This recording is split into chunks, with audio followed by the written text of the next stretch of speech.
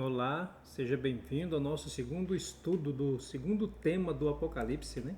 Que nós vamos falar sobre as 7 igrejas do Apocalipse 2 e Apocalipse 3. O 2 e o 3 fala do segundo tema que nós vamos estudar. São as 7 igrejas do Apocalipse. Então seja bem-vindo a mais esse segundo estudo, né? E nós vamos entender o que é essas 7 igrejas, o que elas significam, o que simbolizam isso, certo?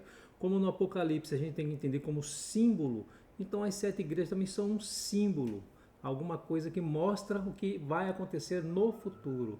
Mas antes de nós começarmos, vamos fazer uma oração? Santo Deus, esteja comigo, esteja com o meu amigo que está assistindo também esse vídeo e que o Senhor venha estar com ele e ajude ele a entender plenamente a tua verdade. E eu oro em nome de Jesus Cristo. Amém.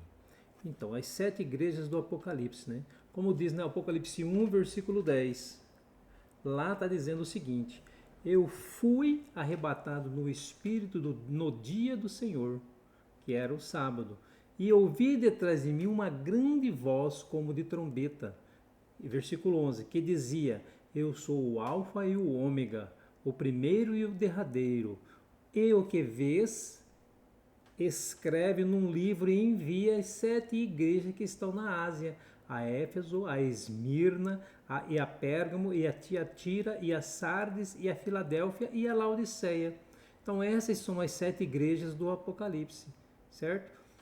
Naquela época, as igrejas falavam das condições, essa profecia fala das condições espirituais que o povo estava vivendo nas igrejas nessa época que João estava escrevendo. Só que ela ia à frente do tempo, porque as condições que cada igreja estava vivendo era a condição que ia mostrar no período do tempo como ia ser o povo, como que ele ia estar vivendo esse povo de Deus. Então também fala dos 7 períodos que o povo de Deus passaria. Olha que interessante, né? Tanto as 7 igrejas quanto os 7 selos e as 7 trombetas referem-se à era cristã. A era cristã, mas só que em camadas diferentes. Começando com a primeira vinda de Cristo até a segunda vinda de Cristo. A primeira vinda de Cristo aconteceu lá na época dos apóstolos, né? Quando Jesus era criança, ele cresceu, morreu, e ressuscitou e foi assunto ao céu. E a segunda vinda a gente está aguardando. E o Apocalipse nos mostra exatamente como vai ser a vinda de Cristo. Mas nós vamos estar estudando agora as 7 igrejas do Apocalipse, certo? Elementos comuns às igrejas. Todas elas têm apresentação, elogio, reprovação, conselho e promessa, certo? Na igreja de Éfeso, olha isso aqui que acontece. Está escrito assim, Apocalipse 2, versículo 1. Escreve ao anjo da igreja de Éfeso: isto diz aquele que tem na sua destra as 7 estrelas, que anda no meio dos 7 castiçais de ouro. Agora olha para Apocalipse 1, versículo 20. O que diz lá? O mistério das 7 estrelas que viste na minha destra e dos 7 castiçais de ouro. As 7 estrelas são 7 anjos. Anjos significa mensageiros, pregadores, né? E os 7 castiçais ou candelabros ou candeeiros que viste são as 7 igrejas. A mensagem que Jesus quer deixar é que ele nunca abandonou a igreja e nunca abandonará você.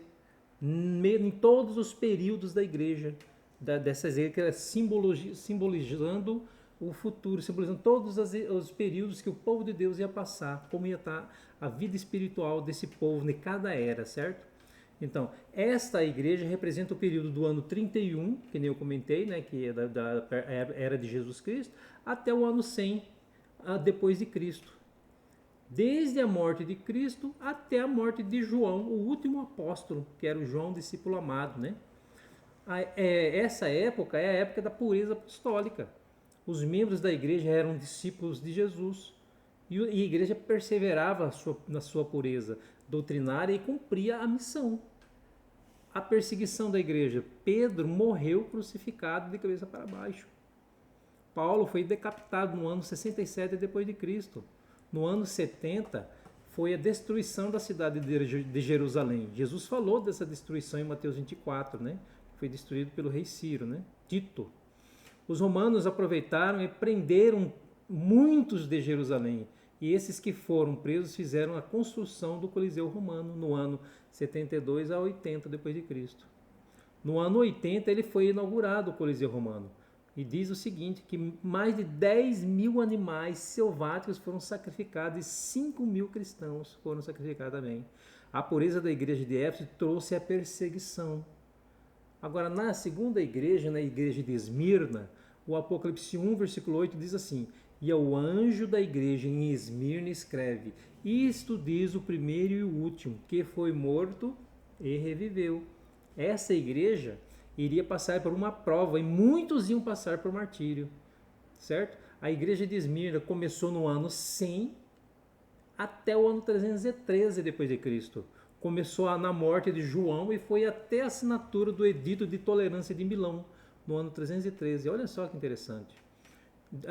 Diocleciano, do ano 244 até 311, foi um imperador romano que governou entre 284 e 305.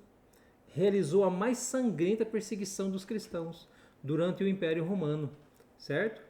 E no Apocalipse 2, versículo 10, diz o seguinte: nada temas das coisas que hás de padecer, eis que o diabo lançará alguns de vós na prisão, para que sejais o quê? Tentados, e tereis uma tribulação de 10 dias. Sê fiel até a morte e dar-te-ei a coroa da vida.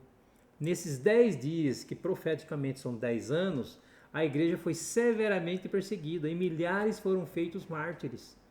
Quando essa perseguição terminou? Quando temos a conversão do imperador romano Constantino, no dia anterior a uma batalha com Maxêncio. Ele teve uma visão. Qual foi essa visão? Um dia antes do confronto com Magêncio, que ficaria conhecido como a Batalha da Ponte Milvia, Constantino teve uma visão. Enquanto olhava para o sol, ele viu as letras X e P entrelaçadas como uma cruz, com o dizer em latim In hoc signus vinces, que significa: com esse sinal vencerás. Ele viu esse sinal. E o Edito de Tolerância de Milão, promulgado no ano 13 de junho, no dia 13 de junho de 313, pelo imperador Constantino, e 306 a 337, assegurou a tolerância e liberdade de culto com os cristãos alargada a todo o território do Império Romano. Acabou a perseguição dos cristãos nessa época.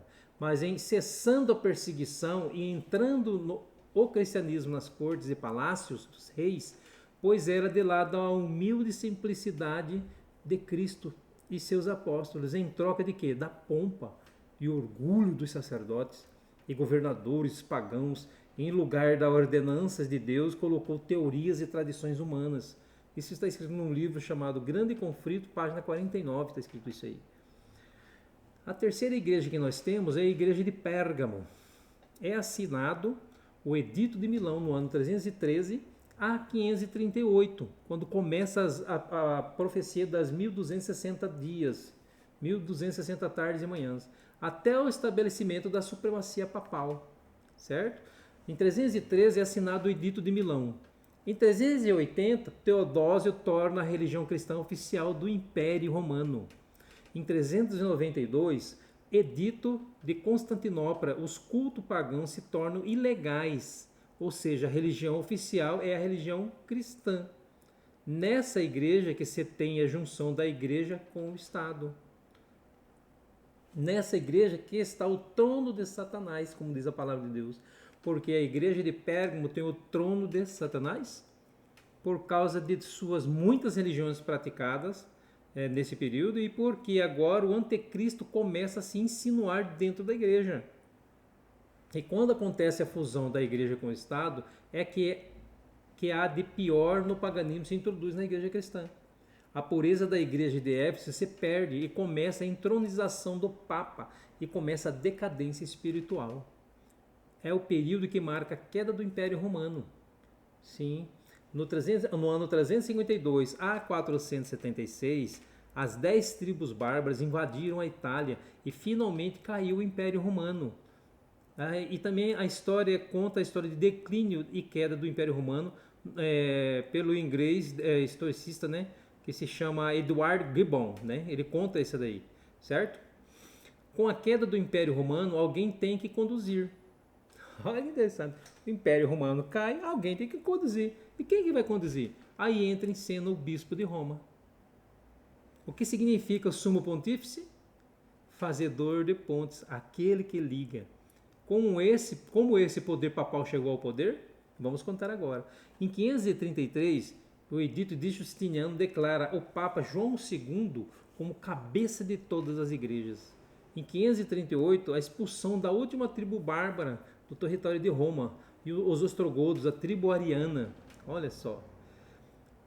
Agora começa o quê? O período da quarta igreja de Tiatira. Você lembra que eu falei para você que as condições espirituais das igrejas lá da Ásia eram iguais às condições de cada época? Então agora entrou a condição da igreja de Tiatira, daquela época lá, com o período da história que vai mostrar como que vai estar a igreja nesse período. Entra o período de Tiatira, do ano 538 a 1517. 538 começa a supremacia papal. Começa às 1260 tardes e manhã da profecia de Daniel e do Apocalipse, certo? Em 1517 acontece o que? A reforma protestante com Martinho Lutero. Nesse período de Tiatira, a igreja seria severamente perseguida. Os principais nomes, valdenses, os albigenses e os huguenotes. O Apocalipse 12, né? O Apocalipse 12 diz que essa igreja seria perseguida por 1260 e já começa em Tiatira, no ano, que eu já falei para você, 538, certo? O general Lapalu levou à morte mais de 35 mil valdenses que morreram por amor à verdade de Deus.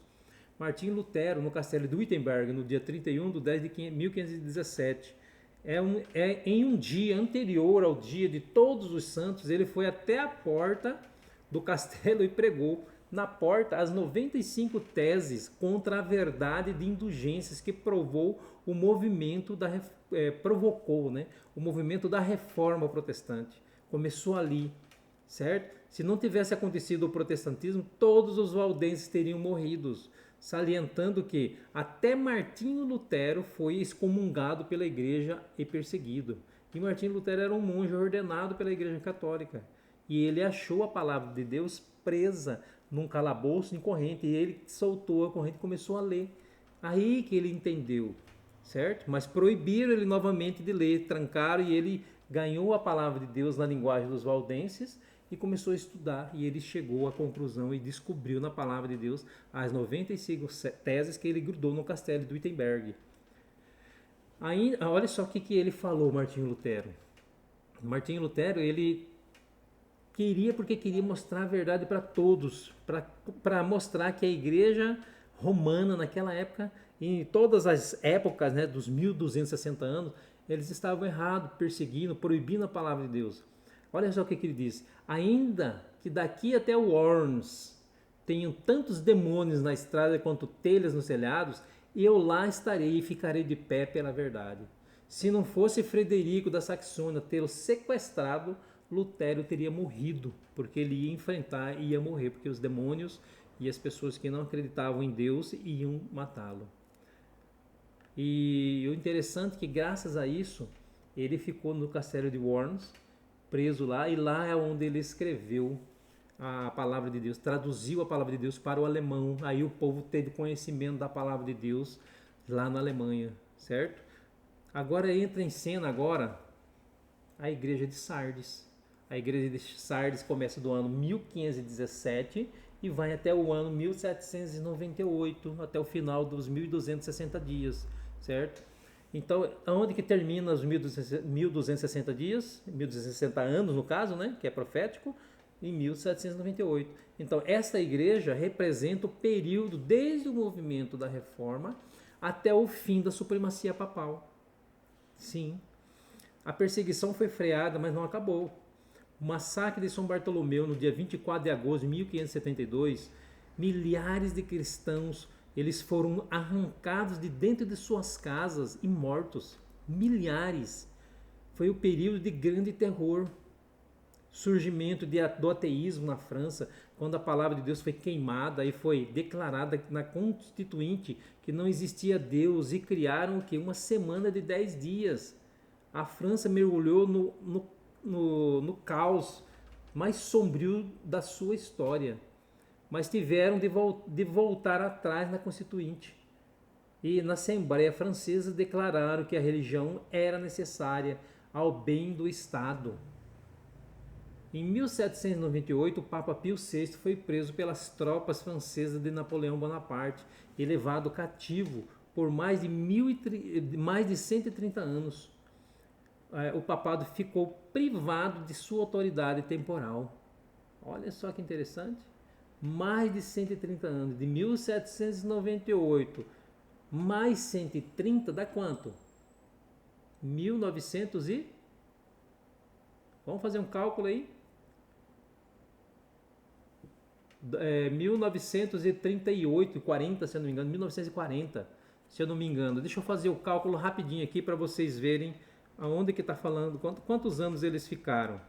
Olha só, de 1798 mais 130 até 1928. Olha só, em 1928 ele foi solto.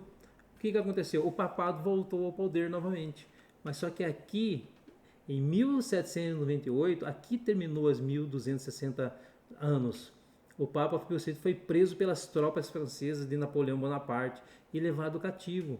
E por mais de 130 anos o papado ficou privado de sua autoridade temporal. Olha que interessante, né? Agora aqui começa o período da Sexta Igreja, Filadélfia. Ele vai de 1798 até 1844. Esta igreja representa o período desde o fim da supremacia papal até o desapontamento milerita em 1844. Evento da igreja de Filadélfia que sacudiram o mundo, descrito até por Isaac Newton.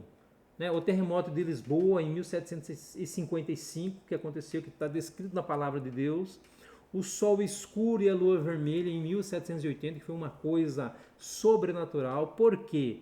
Porque para o sol escurecer sem ser eclipse, porque a lua estava do outro lado, era uma coisa sobrenatural. Como que ele escureceu? E a lua fica vermelha em cor de sangue em 1780, mas ela não estava, o sol estava do lado, a lua estava do outro. Olha só. Ficou vermelhinha, cor de sangue, uma coisa sobrenatural. A prisão do Papa em 1798 e a queda das estrelas em 1833, que o povo pensou que o mundo ia acabar. Não é a queda de sóis, né? Mas são meteoritos gigantescos que passaram ao redor da Terra e alguns caíram na Terra. E o povo pensou que o mundo ia acabar. Isso está escrito nas histórias, só lê no Google lá, escreve lá, evento da queda das estrelas em 1833, que vai aparecer, certo? O segundo grande revivamento de Guilherme Miller, ele estudou as profecias e chegou à conclusão que Jesus voltaria em 1843 ou 1844. Ele era um fazendeiro que dedicou vários anos da vida ao estudo das profecias de Daniel. É ele que marcou, Samuel S. Snow, ele que marcou a data de 22 de outubro de 1844, para a volta de Jesus. Eles acreditavam que Jesus fosse voltar. Só que aí não era, eles tiveram um grande desapontamento. Por quê? Porque Jesus não voltou. Assim como descrito lá nas profecias, né? O livro era doce na boca, mas amargo quando chegou no estômago. Foi um desapontamento que tiveram. Ali nesse momento que surgiu o movimento da Igreja Adventista do Sétimo Dia. Certo? Sétima, a igreja de Laodiceia. Esta igreja representa o período desde o grande desapontamento milerita até a volta de Jesus Cristo. Aponta o começo do dia 22 de outubro de 1844. E quando o juízo termina, Jesus voltará. A palavra Laodiceia significa povo do juízo ou povo julgado. É porque desse termo, e por que desse termo, né? É porque o juízo começou nesse período. O Apocalipse 14, versículo 7 diz assim: dizendo com grande voz, temei a Deus e dai-lhe glória, porque é vinda a hora do seu juízo.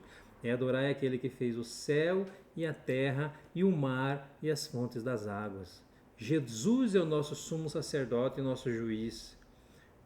E a igreja de Laodiceia, ela não tem elogio, ela tem reprovação. Olha só o que diz Apocalipse 3,17. Como dizes, rico sou e estou enriquecido, e de nada tenho falta. E não sabes o quê? Que és um desgraçado, um miserável, pobre, cego e nu. Olha o conselho que dá. Aconselho-te que de mim compre ouro provado no fogo, para que te enriqueças, e roupas brancas para que te vistas, e não apareça a vergonha da tua nudez. E que unja os olhos com colírio para que vejas. Comprai de mim ouro provado no fogo. Comprai fé e amor, os preciosos e belos atributos de nosso Redentor. Isso está escrito numa revista que fala The Bible Actual, de 15 de janeiro de 1892. Ele nos convida a comprar o vestido branco que é a sua justiça gloriosa. Ele nos convida. De sua correta visão das coisas depende a saúde espiritual de toda a alma e ser. O colírio, que é a palavra de Deus, estimula a consciência ao ser aplicado, pois convence de pecado. Mas é necessário aplicar o sofrimento para que se possa seguir a cura e os olhos terem unicamente em vista a glória de Deus. A revista, né, The Heavy and Herald, de 23 de novembro de 1897, diz isso. Meu querido e minha querida amiga, quer você ter Deus conduzindo você pelas linhas de sua palavra, entender os mistérios que ali se encontram, nos procure. Mande uma mensagem para mim aqui no YouTube, nos comentários, e juntos estudaremos as profecias da Bíblia junto com você. A intenção desse estudo é fazer um resumão, assim, por cima, que você, quando lê lá, você vai entender o que está querendo dizer. Comente aqui, peça orientação, que estaremos dispostos a ajudá-lo, tá bom? Que Deus abençoe você e o ajude na compreensão do Apocalipse e das profecias ali descritas. Que Deus abençoe você. E eu peço que você confie em Jesus, entregue a sua vida a Cristo e procure entender aonde está Jesus nas profecias aqui das 7 igrejas. Em todo o período, o povo de Deus estava sendo protegido e guiado, desde quando João profetizou. Deus já tinha de antemão mostrado que como ia passar o povo, e Ele estava protegendo. E Ele vai te proteger também na nossa época. Então, coloque a sua vida na mão de Cristo. Vamos orar? Obrigado, Pai amado, por ter estado conosco nesse estudo. Obrigado porque o Senhor é o nosso Deus, nosso amado, nosso Rei. Esteja com esse amado telespectador que está estudando a profecia junto comigo aqui no YouTube. Abençoe ele e o guie, e seja feita a tua santa vontade na vida dele. Eu oro ao Senhor em nome de Jesus Cristo. Amém. Obrigado porque você esteve comigo até agora. Que Deus abençoe você e te ajude em tudo que você for fazer na sua vida, tá bom? E não esquece de apertar o joinha lá, tá bom? E compartilhar esse vídeo para chegar a mais pessoas, tá? Que Deus abençoe a todos vocês. Fiquem com Deus. Tchau. Ah, esqueci de falar, né? João 4:24 diz assim: Deus é espírito, e importa que os seus adoradores o adorem em espírito e em verdade. Fica com Deus. Tchau.